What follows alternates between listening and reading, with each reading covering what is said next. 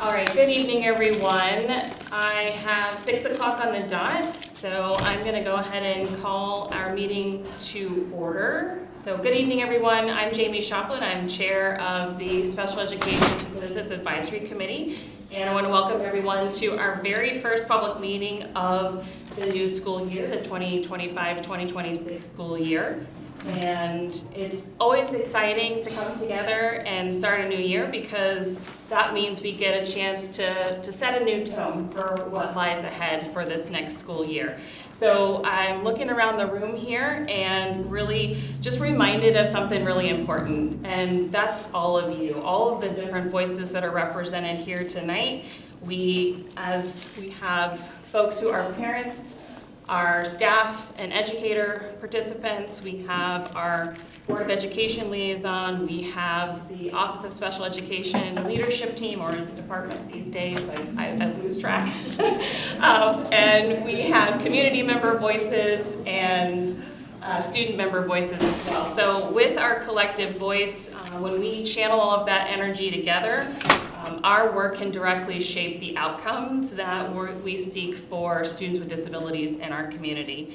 So with all of your voices here, we won't just be talking about change, we'll be looking to see how we can make change happen over this next school year in partnership with the board as well as the Special Education Leadership team that works very collaboratively with us. So the strength of this CCAC model is really built on collaboration. So we look to continue that tone as we move into the school year to advocate for students with disabilities. And as our mission supports, we know that our students deserve nothing less than what their peers are able to achieve. So they deserve the best opportunity to learn, grow, and thrive and reach their fullest economic potential. So we're going to challenge ourselves this year to really channel our collective passion and continue to build on the progress that we made over the last school year. I'm going to ask us all to match our ideas with action. I'm going to ask us all to, as we bring concerns and opportunities, to also bring solutions with those concerns and opportunities. And also with as we talk about our hopes, think about concrete outcomes that we want to work towards to affect systemic change for students with disabilities. So grateful to all of you for being here, for giving your time and your energy. You could be a lot of other places. We all have a lot of demands on our time, and it's really a testament to your will, your passion, and look forward to working with you all as we move ahead to make a real difference. And to that end, I do want to go ahead and affirm our new members. So with each new school year, we do have new members that join us. So we have Allison Lanham, Anvi Chaturvedi, Chris Griffin, Lauren Schillinger, Mary Kate Henry, Matt Forsbach, Rania Dima, Sarah Givens, Sarah Abbott, Sukhmana Mathur, and Tanvi Chaturvedi. So those are our new members, and I want to give you all a warm welcome. We are excited to have your passion and energy joining us. That is 11 new members that are joining CCAC this year. We did have one member who decided to move away from her role, and that is Joanna Bernhardt. So she did resign, just for awareness and for the minutes. We do have our CCAC meeting dates out there on our website, and they're published on the Frederick County Public Schools site. Those of you who have your member binder, the meeting dates are in there as well, along with the folks who are going to be presenting at each of those meetings where we have that determined. A lot of the work that we'll be doing as we move ahead will be working towards the December 10th presentation to the Board of Education, where we provide our annual commendation and recommendations around how we could improve and continue to build on a lot of the supports and services that benefit our students with disabilities. So welcome new members. We also like to take a pause to recognize various observances that are relative to the disability community. So in August, we had Children's Eye Health and Safety Month, Spinal Muscular Atrophy Awareness Month, and National Accessible Air Travel Day. And as we look ahead to September, we have several other observances. So Childhood Cancer Awareness Month, Cortical Visual Impairment Awareness Month, Cranial Facial Acceptance Month, Deaf Awareness Month, Fetal Alcohol Spectrum Syndrome Awareness Month, Muscular Dystrophy Awareness Month, National Service Dog Month, and we have a service dog with us here tonight. And we'll be hearing from somebody who is going to talk to us about raising puppies into service dogs at our March meeting. And then we also have the National Suicide Prevention Awareness Month as well.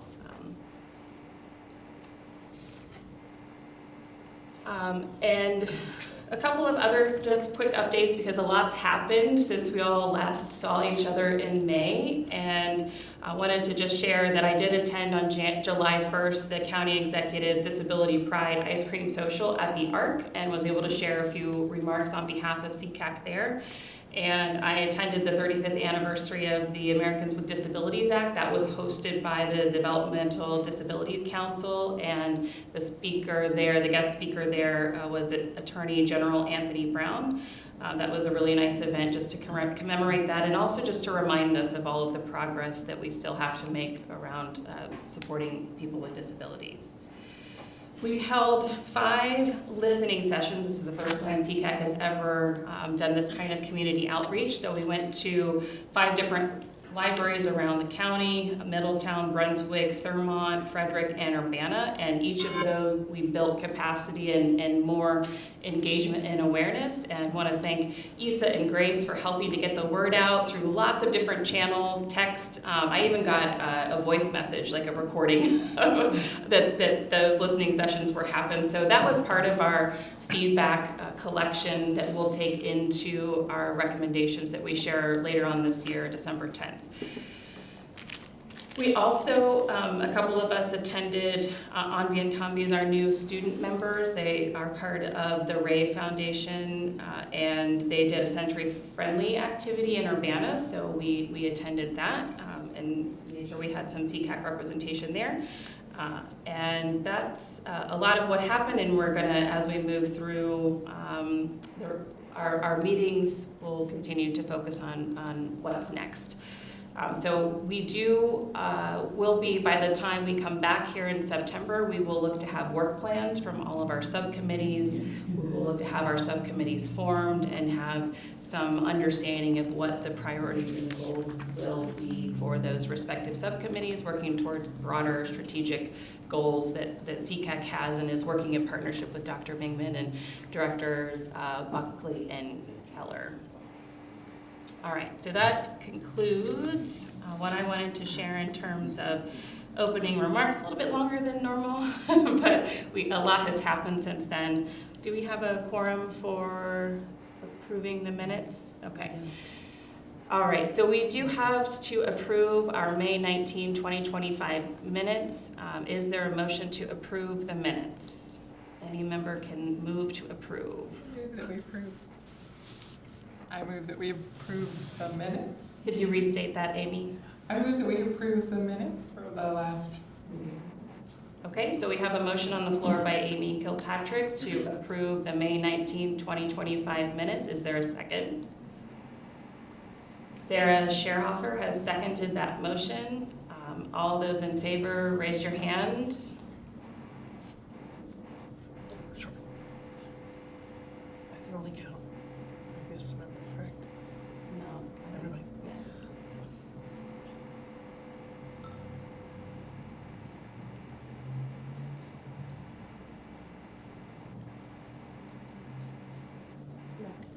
Okay, so we have 19 in the affirmative. Any opposed? Seeing none, the motion carries to approve the minutes of May 19, 2025. Okay, so Excuse me, Chair. Yes. I think we have an abstain. Oh, is there an abstention? Okay, so for the record, Rania Dima has abstained. So 1 abstention and 19. Okay, thank you. I did not see that over the hand raise over there, my apologies.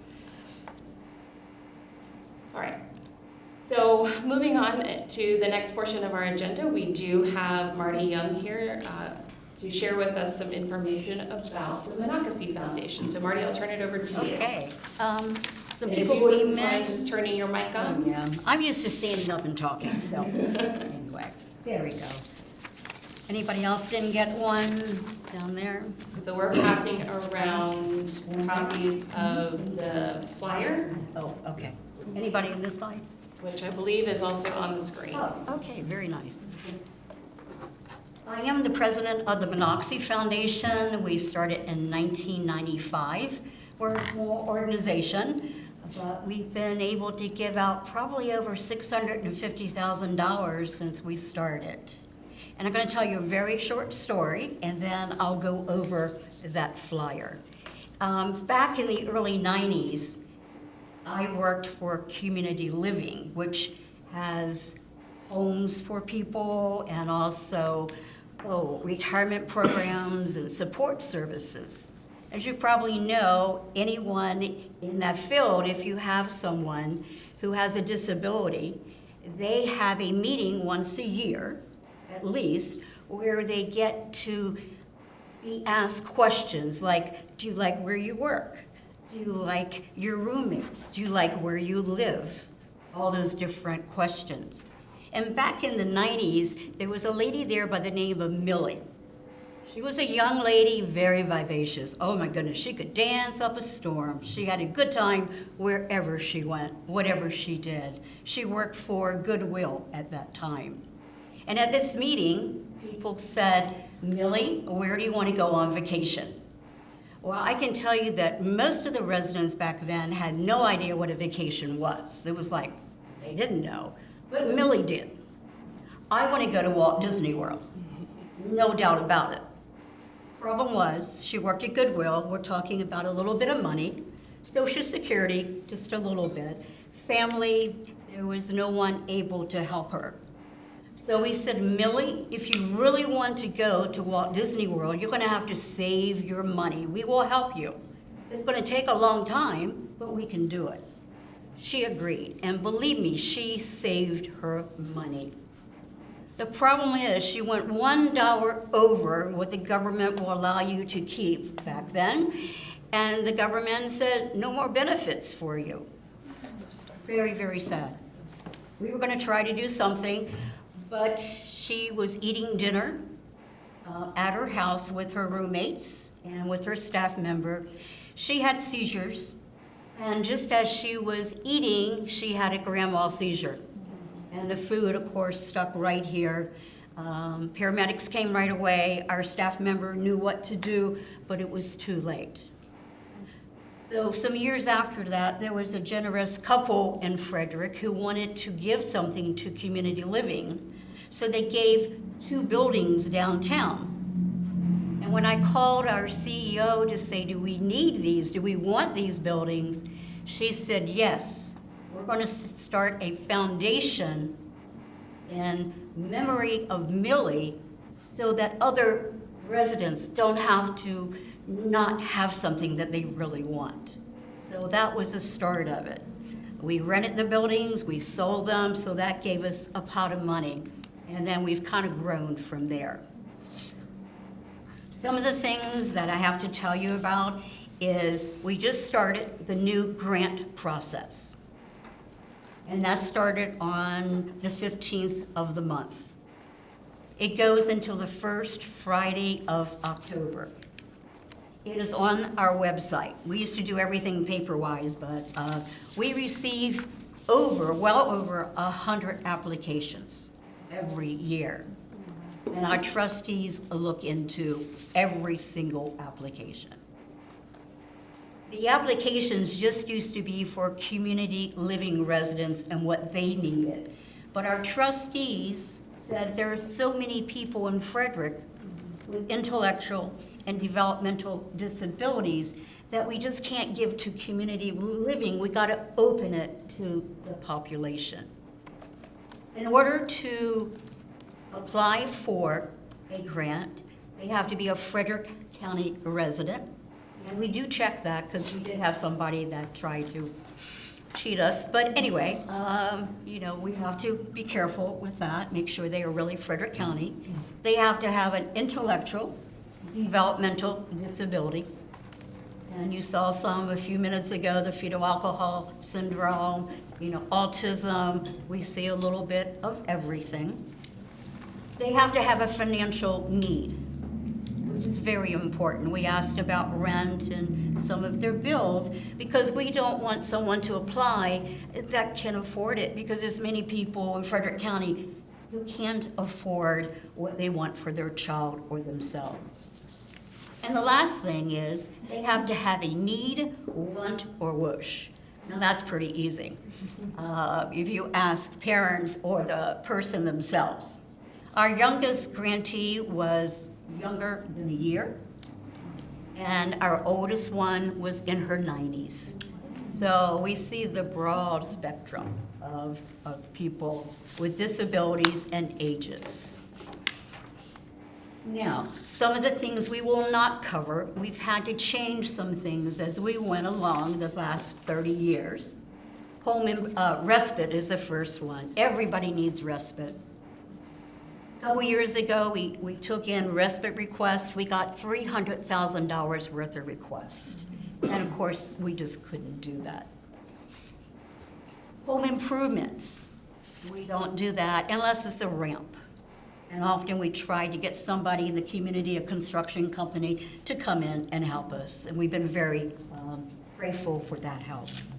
Legal advocacy. I know that a lot of the parents need legal advice because of problems they have, but we don't want to get mixed up with that. Appliances and furniture.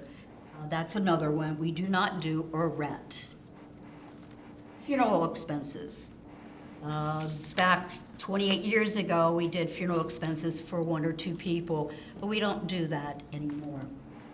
Transportation, that's a big one. And I know there's a lot of people that would like money for the bus or transit or something, but it's too hard to regulate and do it.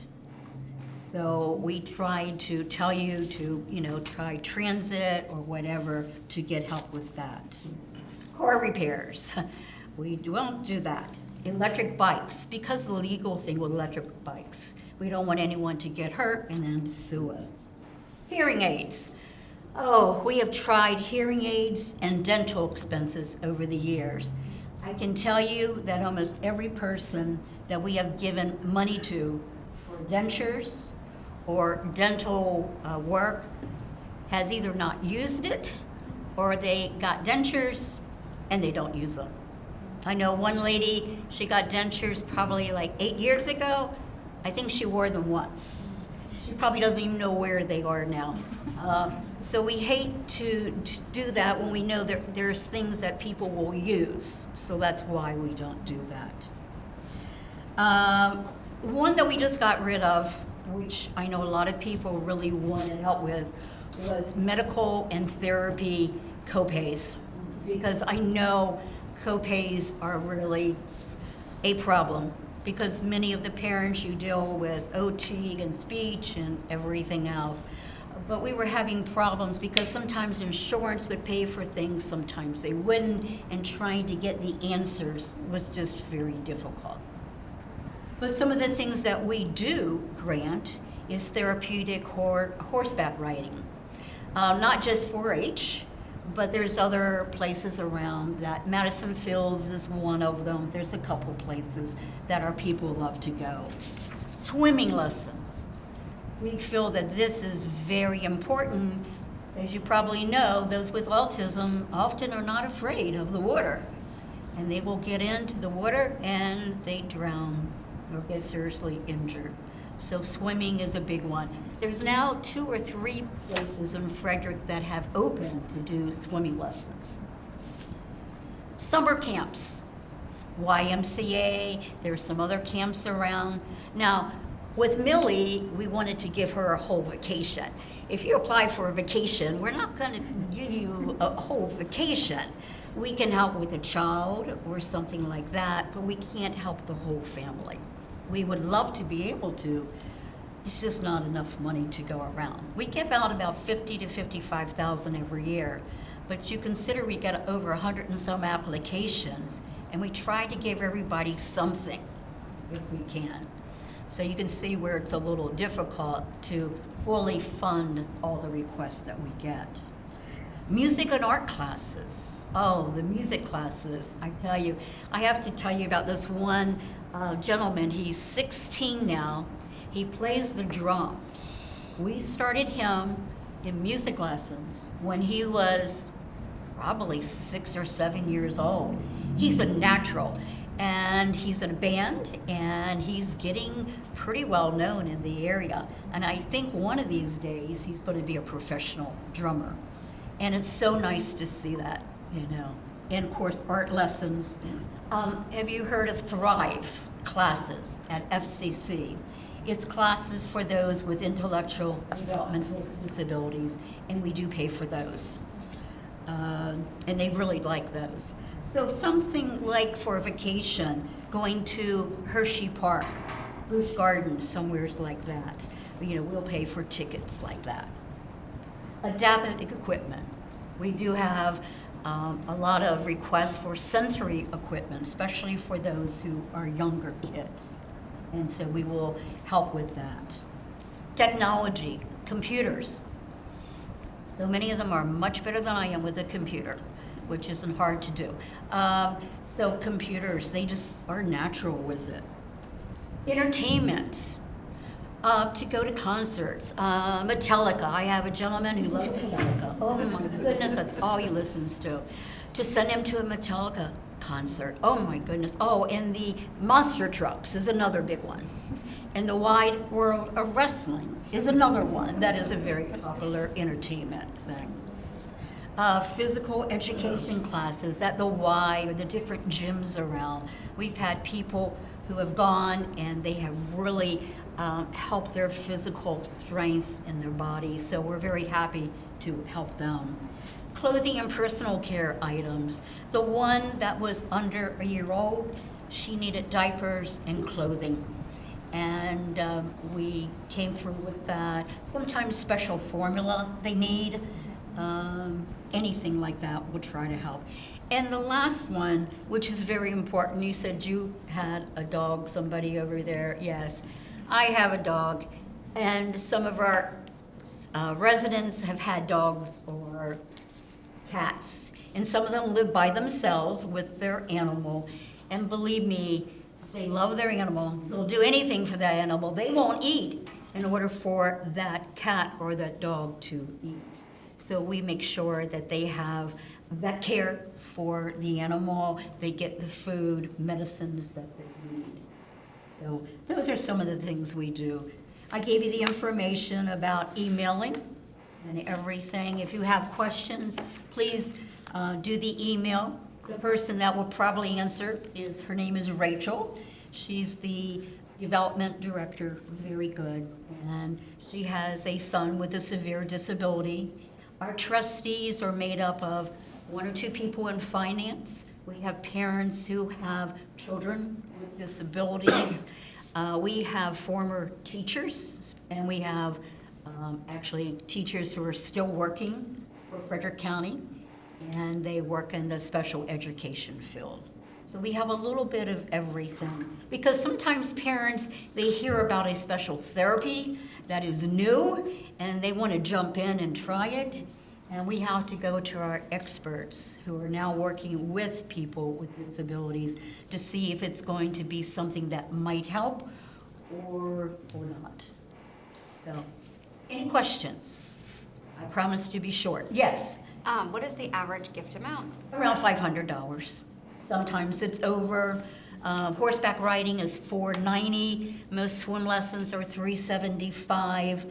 So we go through it, and we do our best, and then we go back and we look at it again, and we go back. Our meetings last for a number of hours when we do this. It will be the end of October when we have our meeting, trustees will decide. Within a couple weeks, we try to let you know what has happened, accept or denied. And we really don't do much denying, but sometimes we have to because of just the large amount of grants that we get. And so, yes. And then do you pay directly to? Yes, we pay directly to swimming lessons, that business, YMCA, music and arts, duet with music. We do a lot with duet with music and a lot with music and arts. Because we have people playing the piano and all sorts of things. So, yes. My turn. That's good too, Rania. Yeah, thank you. Do you work with individuals who have severe mental illnesses? We have some that do have severe mental illness, but their main disability is intellectual developmental disabilities. But they also, many of them do have mental health problems. I know that sometimes, like community living where I used to work, they try to work with people that have all of those things, and they do their best they can. Sometimes they have to send them someplace else to live, in a group home, which is more suitable for them. But also if you have someone that is epileptic, we do get some money from the Community Foundation, a couple $100. And as we go through, if someone has epilepsy, we can put them in a different pot. I don't know if any of you remember Rock Creek School when it first was Rock Creek School. It was Harmony Grove School. And the principal at that time was Doris Ramsberg. What a character she was. And she would call me, Marty, you got to go see Steve, and you got to go today. Yes, ma'am, I'll be there, because she was like that. She has since died, but she kept in touch with all of her kids. So, yeah, we have a lot of people. This means a lot to them when it comes to trustees. They want to see as much done as possible. And Lauren, if you don't mind, your daughter has received different funds through the years from the Monocacy Foundation. Yeah, I just wanted to say thank you from the bottom of my heart. Our daughter Brenda. Sorry, use the mic. I will get this someday. I just wanted to say thank you to Marty and the entire foundation. Brinley has received funds before, and she was able to do therapeutic horseback riding. Yes. She was able to do music therapy, and I think it was last year or the year before, she got some Hershey Park. Yeah, she went to tickets. Hershey Park, I remember. And that's her favorite thing, and we always talk Okay. about being able to do that because of the foundation. Thank you so much. And the greatest thing is when I'm out in public or I volunteer a lot with people with disabilities, I see someone that we gave money to and see how they have grown. And it's just, it touches your heart when you see that they're so much better and they're happier and things like that. Thank you, Marty. Are there any? Okay, go ahead, Zoe. Do you guys accept donations, both money and physical items? I know that you said like clothing and personal care items is something. Only money, because the care items, especially with clothing, sometimes is for the very young. We don't have any place to keep things like that. But thank you for asking. Any other questions? Any other questions for Marty? If you have any, again, please don't feel uncomfortable about reaching out and sending an email. And we're pretty fast, well, Rachel's fast at getting back to you.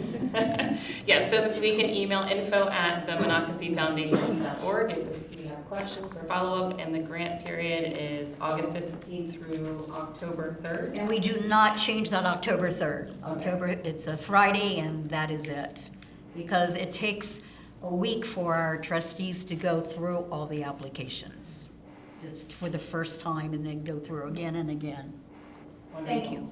Thank you so much for being here with us tonight and to share that story about Millie and Yes. the, She was a very special lady. Could dance up a storm. all right. We will move on to our next item on our agenda. And I first, so we'll go to our Board of Education liaison comments, but I also want to acknowledge Alexander Thomas, who's the student member of the board here this evening. And thank you, Alexander, for joining us. Yes, of course. And I'm glad to be here. we'll turn it over to Ms. Allen, our liaison for the Board of Education.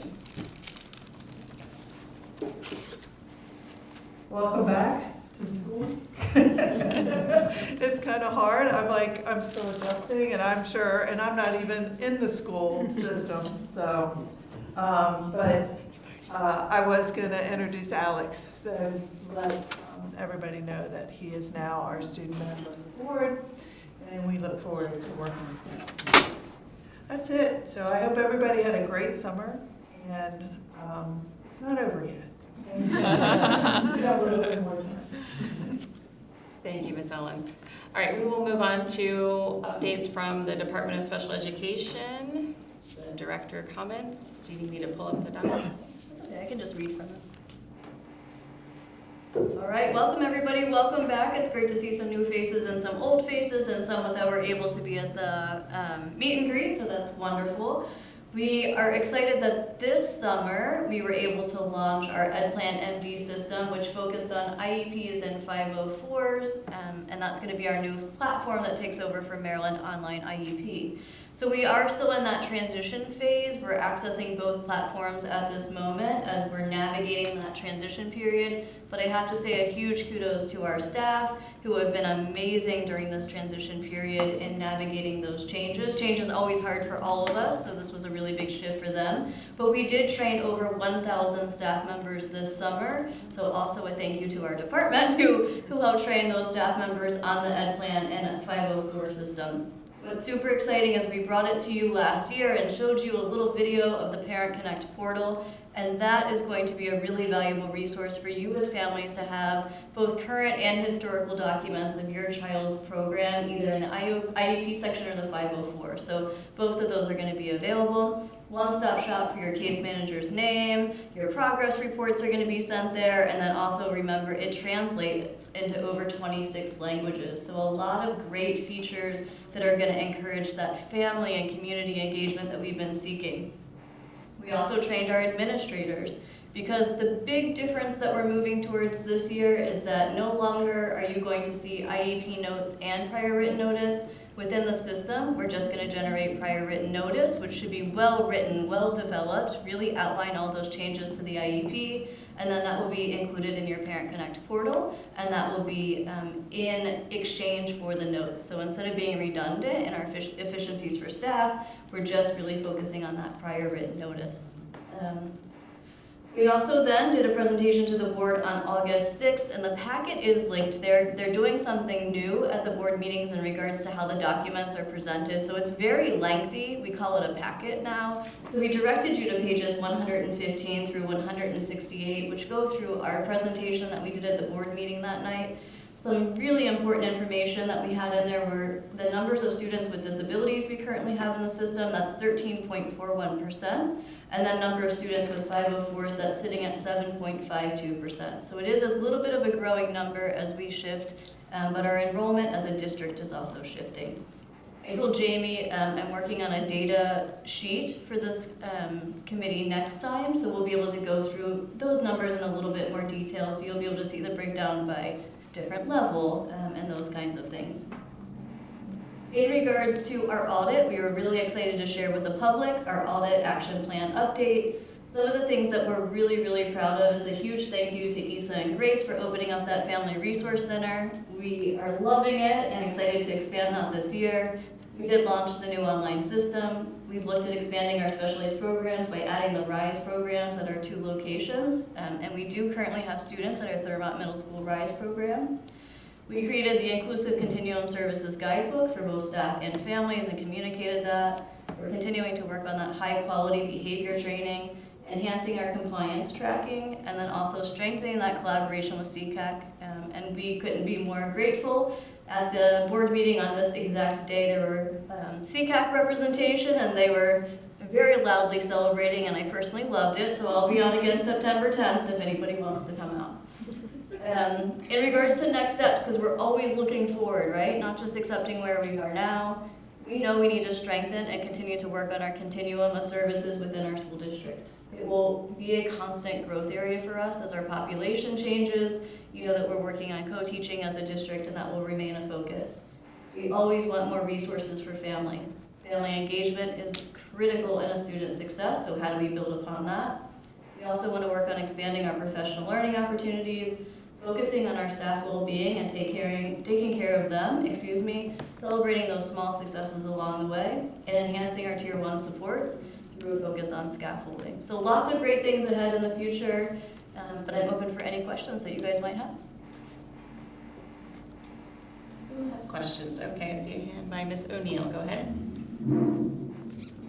When do the titles for the directors change? Is there a new org chart, and can we have it if there is? Your attention to detail never ceases to amaze me. It's like waiting to see who's going to pick up on it. So we did shift just a little bit. If you recall, in the past, Mr. Keller was our specialized programs director, and then I was student support for instruction. So now we are deciding that we wanted to try something different and expand the continuums and look at the continuums at levels. So Mr. Keller will be your elementary director, and then I will be your secondary director for the school year. There are some small shifts with supervisors, but we can definitely work on getting you the main flow of the structure for sure. Thank you. Thanks. You're welcome. Other questions?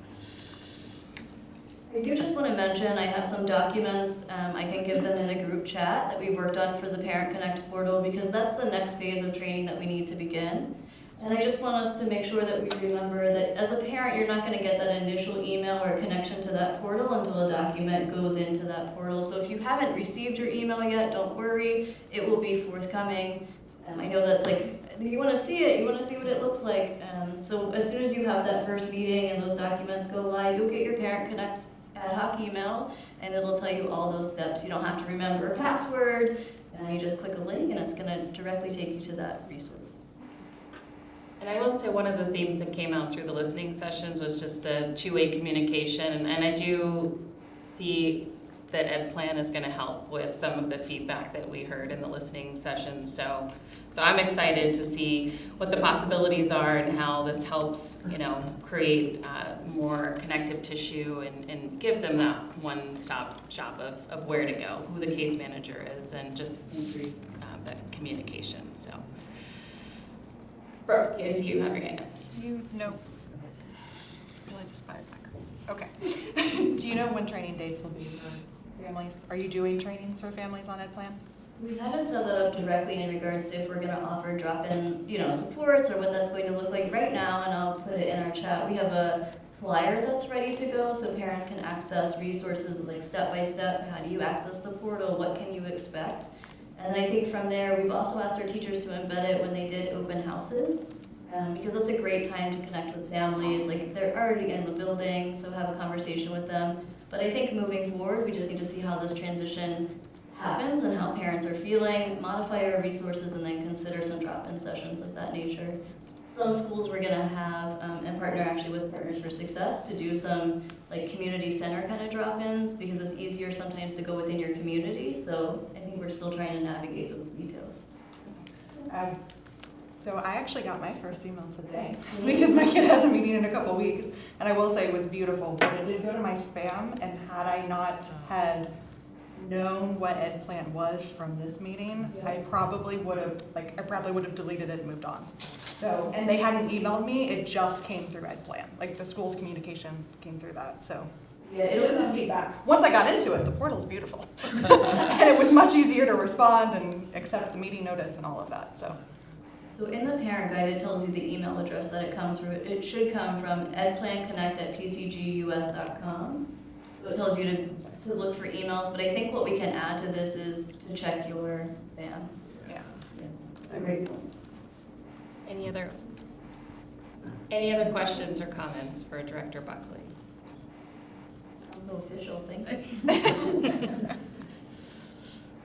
All right, thank you. We will move on then to our Partners for Success updates from Issa and Grace, or Grace. Hi everyone. So we are picking back up with our support groups. Morning support groups will continue to be held at the Common Market, and they are the second Thursday of every month. And then evening support groups will be the first Tuesday of every month, but they will now take place at Basal Therapies, where childcare will be provided if you need your child to be looked after. while you attend support group. We are having an open house for this support group tomorrow from 6 to 7:30 at Basil, so that families and whoever would like to attend can kind of become familiar with Basil and see kind of who's going to be watching after their children and where to go with this new location. Yes. And just to add, one of the therapists at Basil is going to also be giving a training slash, it's more like a training, but one of the listening sessions, I believe we talked about doing about me pages. So the therapist is going to be doing an about me at the support group open house tomorrow. So you'll go in and you'll kind of, they have, I believe they made like a one-sheeter for you guys to just kind of write down all about your kids so that you can share them with your teachers, your school, so that they know who your child is and who they're going to be with for this school year. So that's part of the open house tomorrow. So moving on, I kind of have a long list of, have done a lot this summer. So we have been working on our year at Glance calendar, which I did share in the chat, the link for it.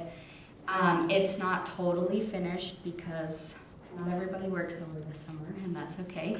But as much as that we could do, we have added to the calendar.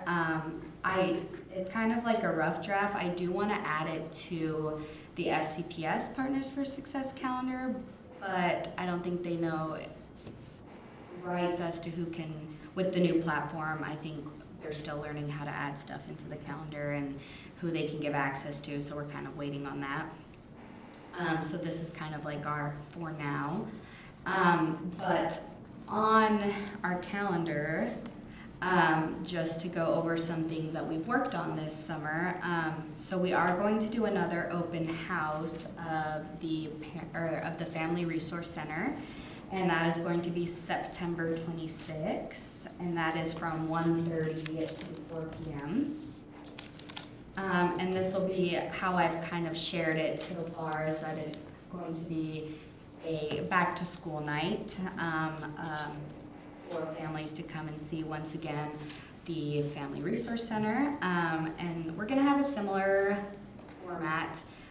We have a lot more vendors that I think we're going to be bringing that is more applicable to what families are wanting to know more about or have questions of, and resource-wise.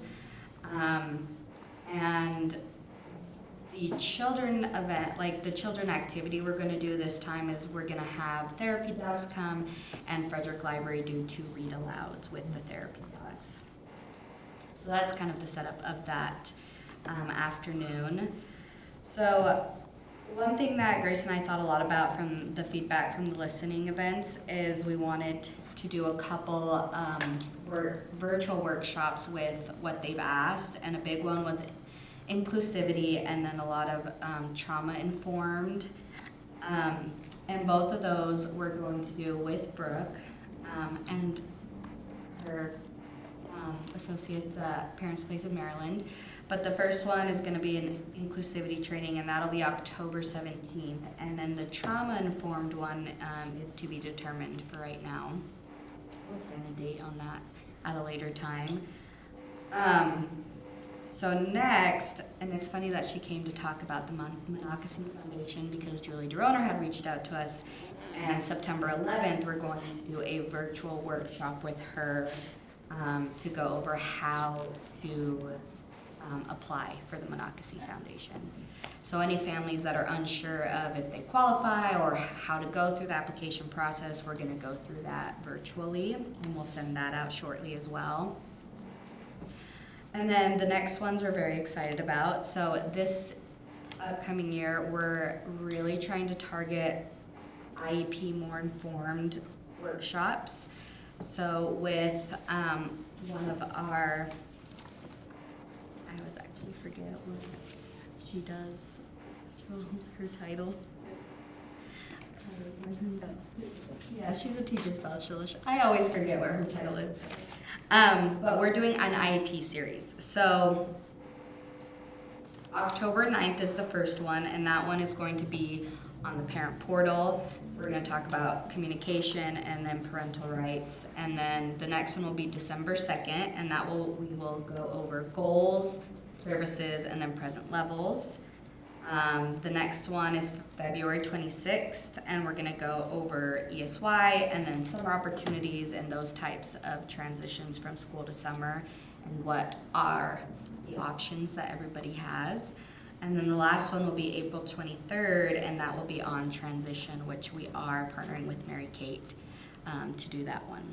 So we are excited about those, and all that information as well we'll continuously send out and remind everyone to sign up for. We are also working with some BCBAs and other behavioral health to also do a behavior series.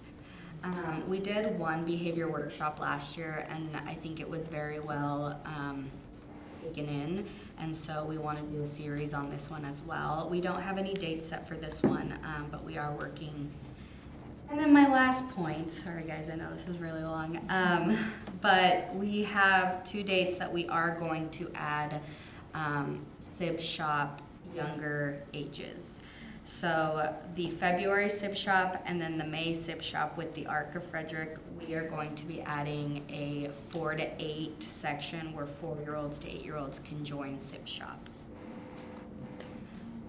Yes, those are our updates. Great idea. So if anyone has any questions or anything that you want to suggest, because we are still adding and planning more events to our calendar. There are a lot of fun events throughout the calendar as well. We put them on our newsletters, thank you, to share out with families as well as to what's going on. So, thank you for taking a lot of the feedback from the listening sessions and trying to action it. I think that's great.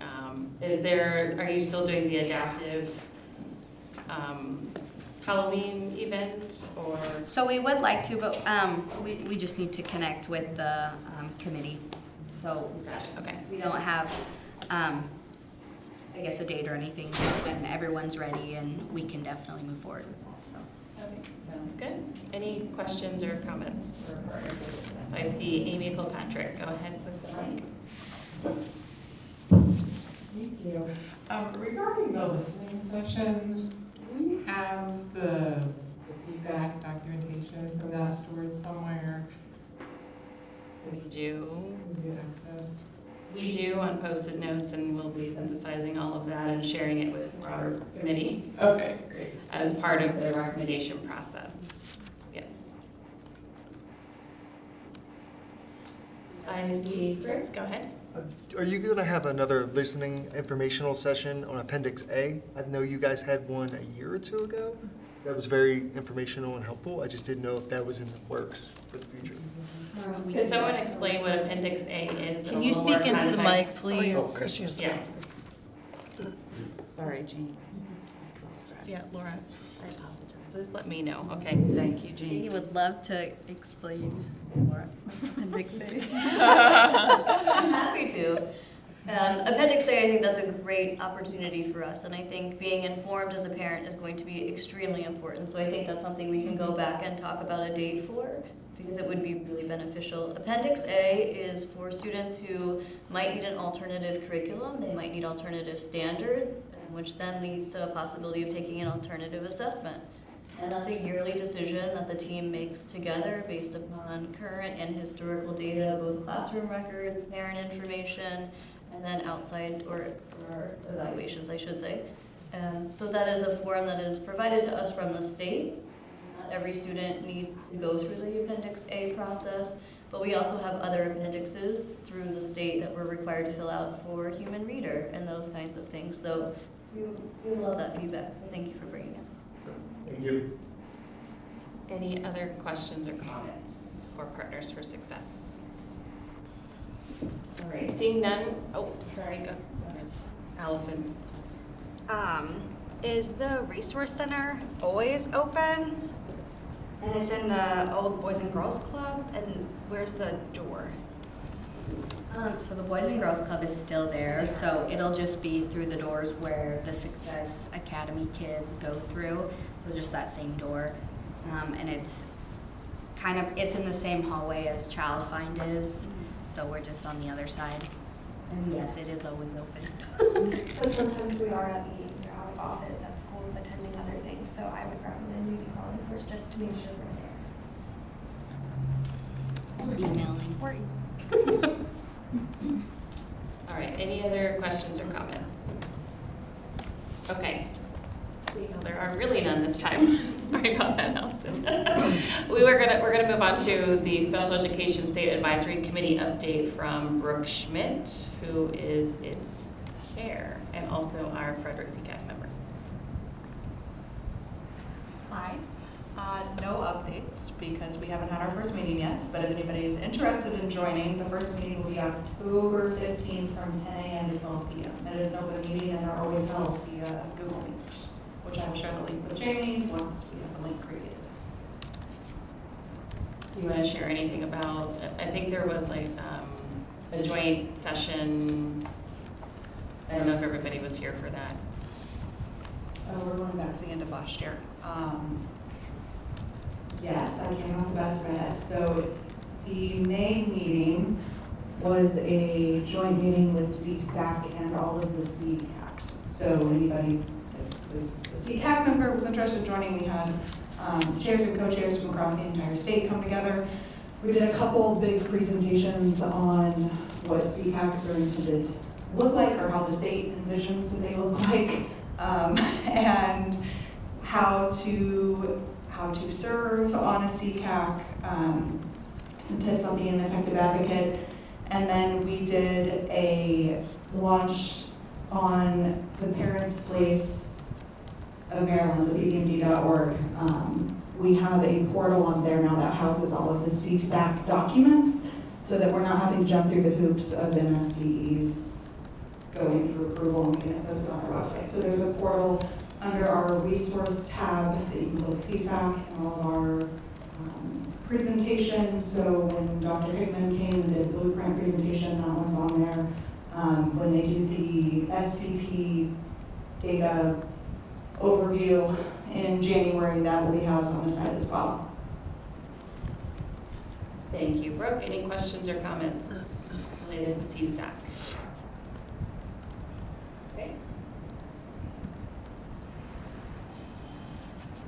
All right, so we are not going to, I don't know that we have any subcommittee reports this evening as we have not yet formed them, but that is going to be something that we are undertaking between now and the next meeting. Everyone should have received an invite to choose some dates and times that you can come together. We're doing something a little different than historically where myself and other officers of CCAC are getting together with those who are interested in the various subcommittees to help you form, to help you decide who's going to chair, to help you understand what's expected as part of the work plan and to get you going. It is part of our bylaws that every member participates within a subcommittee, and we do require a work plan, and then we do require monthly meetings, and those can be held virtually or in person, and that is all contained within our bylaws, which helps us understand our standard ways of working. So more to come at the next meeting.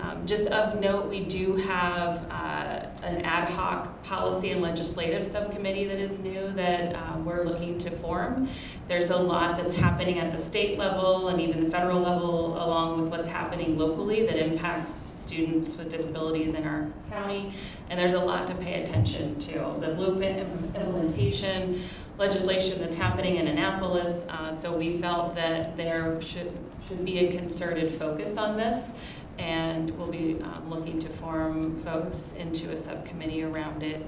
And then we do have the Board of Education election that's coming up next year, so we had an ad hoc subcommittee on this previously, and we'll look to revive that to see how we might want to be engaged in that process and let folks know where candidates stand on the matters that relate to special education and students with disabilities. And I think the others, we will not have a bylaws ad hoc unless somebody desperately wants to introduce bylaw changes. We'll certainly entertain those, but we did the work as it's required by the bylaws themselves, and we updated that, and I owe you the latest version of that by our next meeting. So that's what we have, and we'll continue to have our Student Voices ad hoc subcommittee, which is a really important perspective. And the regular standing subcommittees, our budget subcommittee, which Jen Wheat will continue to chair as our bylaws call for, as our treasurer, a membership subcommittee, an events subcommittee, and that subcommittee takes up the annual resource fair, and also helps support our annual retreat and other events that we may be involved in throughout the community, and then communications subcommittee. So those will be our subcommittees as we head into this next school year.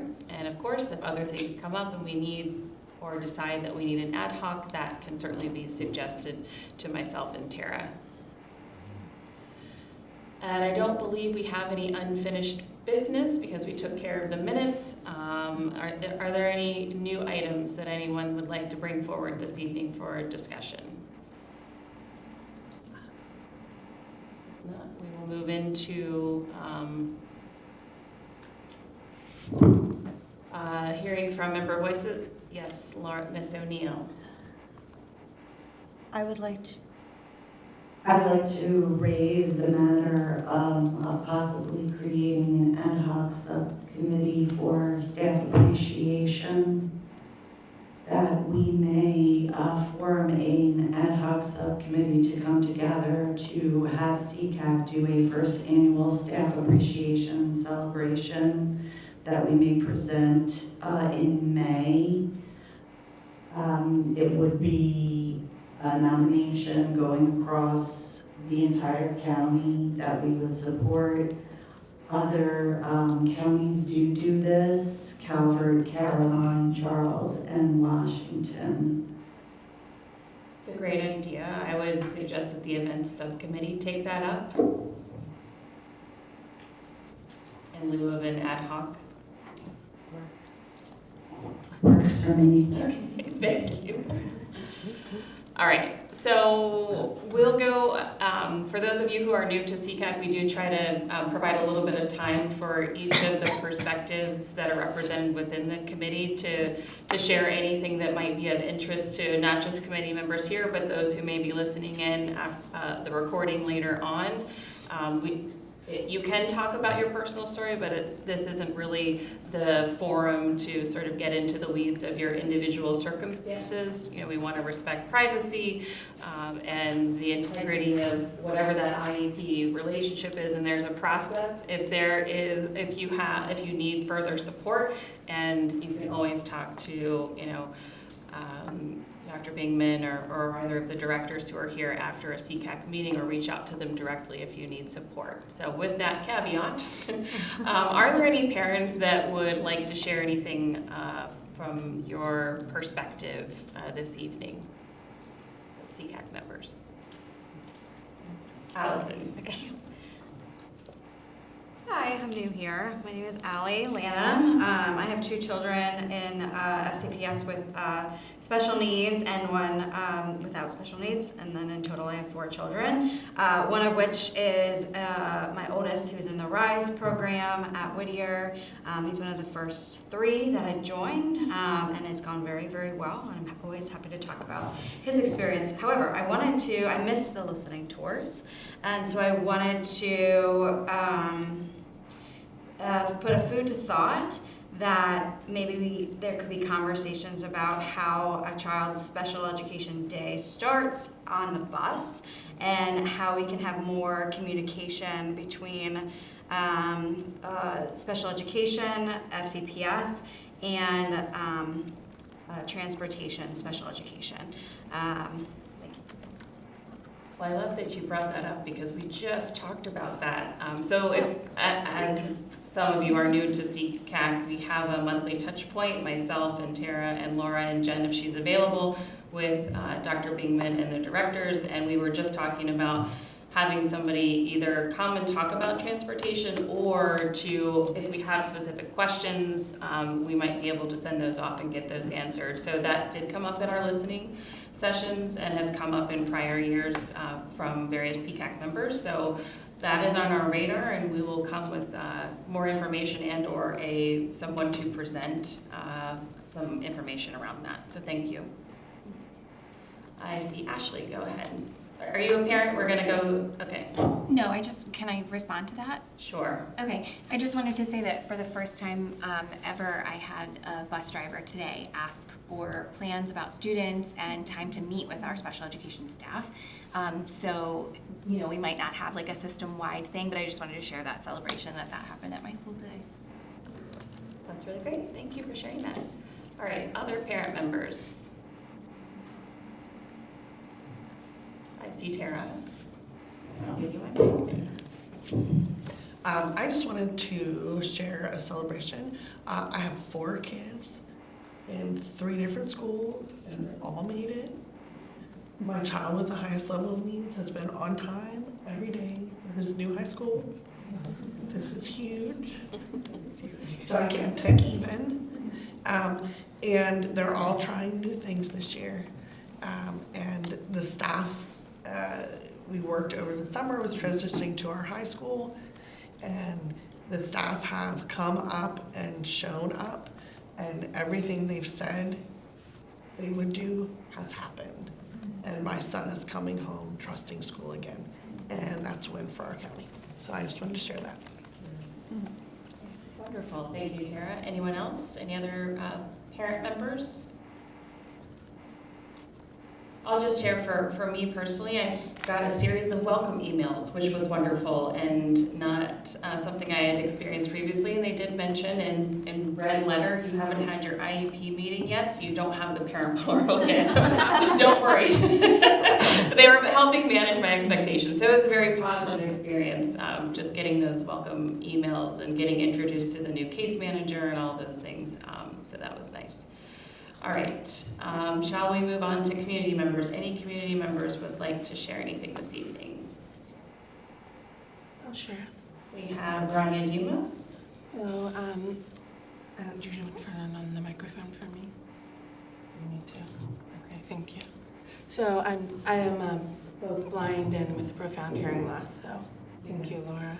I'm a mom of 3 children with special needs. My adult son was diagnosed with autism and developed a serious mental illness as an adult. And then my 2 daughters are neurodivergent.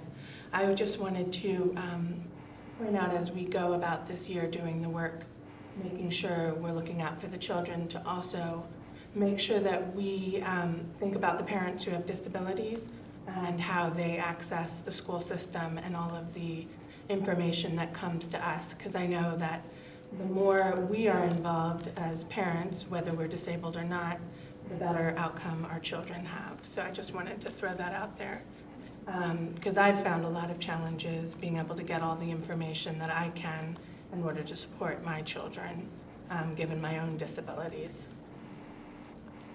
Thank you, Ronnie, and that is something that did come up from a couple of other parents at our listening sessions as well. How can we support parents with disabilities so that they can effectively support their students who also have disabilities? So it's a great reminder. Thank you. Any other community members? Dr. Amy, do you want to tell us what you've been up to? We're busy with the start of school. Hi. I'm Amy Kilpatrick, and I'm a professor of special education and elementary education at Hood College. And so we started our new cohort of teacher candidates this year. It's a very small group. It's a frightening small group. We're 2 years down the road when they graduate, how many we're going to be graduating into the system. So I just wanted to kind of put that out there as an awareness thing, that we really need to build our teaching force so we can have special ed teachers and not already certified teachers and permanent substitutes. Thank you. Thank you, Dr. Amy. Any other community members? I think that's it. Okay, how about staff? Zoe? I just wanted to say that at my school this year, we brought everybody together as a special ed department. Anybody who worked with students with IEPs, 504s, and just had like a back to school kind of, this is our goals of the year. And in that meeting, I did speak about the importance of CCAC and Partners for Success, just to make sure that, you know, it's really hard for parents to know where to start and make sure that we're giving their parents the resources that they need as well. Because as hard as IEPs are for us, they're equally as hard, if not harder, for parents. I did want to let everybody know that we are seeing larger class sizes overall, including the specialized programs. So as the beginning of the school year, we're just sorting out all of those babies, and we're doing the best that we can. And then I would like to give a shout out to our secretaries in the transportation department, because the beginning of the year is insane, and we have changed transportation for kids a million times, and added kids and added information, and different parents have different addresses and all the things. So I just appreciate all the work that they're putting in at the beginning of the year. Thank you, Zoe. Any other, go ahead, Ashley. So I work at Green Valley Elementary, and we just opened our brand new building. And I have just been so pleased to see how, it sounds counterintuitive, but having doors and walls actually has allowed us to be more inclusive. So, you know, that natural barrier. I've had a student who was outside of most of last year and has been inside the classroom every minute of every day since we started this school year. So huge celebration, and I'm very excited. I love all your celebrations. Yeah, we always forget to celebrate the win, so thank you for bringing focus to that. Any other staff members would like to share anything? Sarah, we'll go to you, and then Mary Kate. I have to join the celebration train. Good evening, everyone. I am one of our special education coordinators at Urbana Elementary School, and this year we did add an additional expressions classroom to our building. We held an open house for all of our parents in our specialized programs, so that included our pre-K parents and our families of our students in expressions. And that was a huge success and a great win for us to be able to continue these collaborative conversations, prepare our families for what to expect when they're letting us work with their beautiful lovies, I like to call them.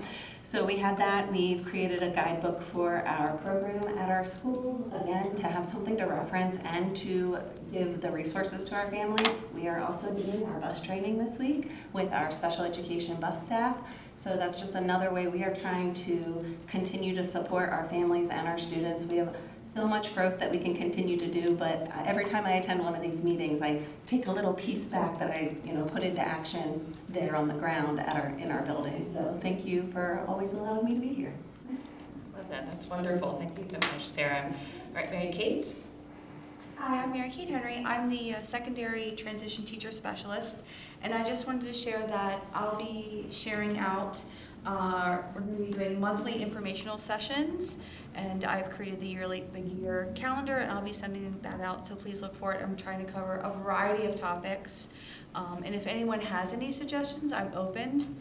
They will not just be in-person sessions, they'll be virtual during the day and the evening as well, so please be looking for that. So, and I'm working with Partners for Success, and we have some ideas for we're going to be collaborating, so thank you. Yes, that is wonderful. And I met somebody at the 35th anniversary of the ADA who was focused and working on transition and was interested in getting connected locally. I just need to, I'll find that contact and get that over to you. Yeah, okay. Any other staff? Yes, Dr. Bigman. Feel the need to take the microphone. So I'm Jennifer Bigman, I'm the Associate Superintendent for Special Education and Student Services. And I just want to reiterate a lot of what people said. We are here to serve, and we want to restore trust when there's broken trust. We know that we have continuous improvement. We know that we have areas to work on. We know that with our partnership and our collaboration, we'll be able to continue to do great work and continue to improve. So just know that we want to hear from you. If you're experiencing an issue or you're experiencing a concern or there are things that we can do better, we want to hear that because we want to do better. Your children deserve the best, and we are working hard to improve to get there. And so just know that we always come with that mindset, and we want to hear from you. And really thank you for being here tonight. I do know that you're busy, and I know that you have a lot on your plate since the beginning of the school year, but the fact that everybody showed up and we're here together, and we're willing to have the conversations is certainly something that's so exciting. So thank you, and I'm really looking forward to the year, and again, reach out if you ever need anything.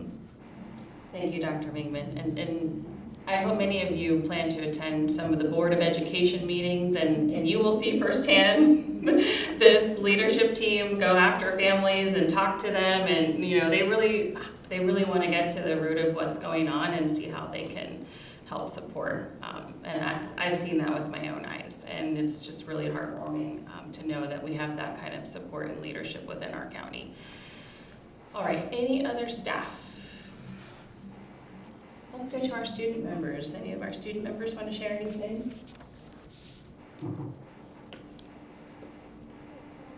Hi everyone, my name is Anvi. I'm a junior at Urbana High School, and Tommy's also a junior at Urbana High School. We're twins, and we just wanted to share how, as you shared earlier, how we had two of our Great Foundation events where we work for students who have special needs and neurodiverse youth.